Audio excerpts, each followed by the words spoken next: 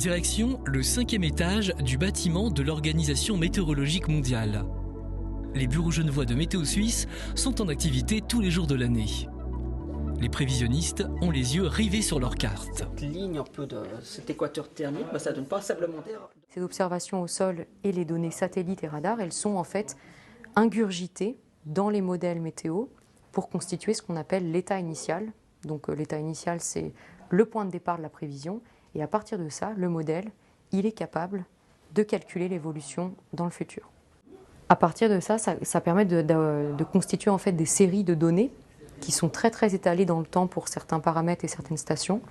Et avec ces séries de données, on peut observer des tendances.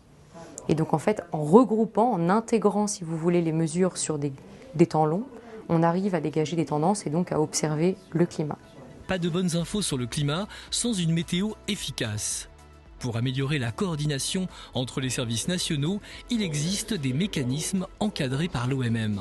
Alors, il y a des besoins de planification à moyen terme, à l'échelle d'une saison par exemple.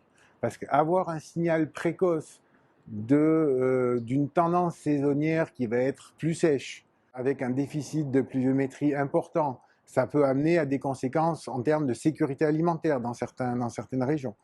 Et donc, plus on est capable d'anticiper ce type de situation, plus l'identification des potentiels points chauds à venir pour les mettons 3 à 6 mois, ça permet effectivement d'anticiper les choses, de prépositionner et d'agir avant que la catastrophe ne soit déclarée en tant que telle.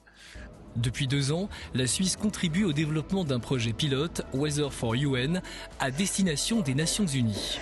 Il y a aussi un de mes collègues qui travaille pour le projet Weather for UN. Et c'est l'exemple parfait parce que normalement Thomas travaille à Zurich. Il est là cette semaine pour justement collaborer sur la suite des prototypes. Météo Suisse fait partie des maîtres d'œuvre avec une volonté innovée. On essaye de ne pas réinventer la roue. On essaye vraiment d'utiliser les besoins qui ont été identifiés par les organisations humanitaires. Donc, ce qui est d'utiliser des données qui soient officielles des services nationaux, qui sont parfois difficiles d'accès, difficiles de compréhension aussi, parce que tout le monde n'est pas météorologiste ou prévisionniste. Donc, le but, c'est aussi de traduire ces informations-là pour que ces informations soient distribuées, communiquées et que le risque puisse être anticipé.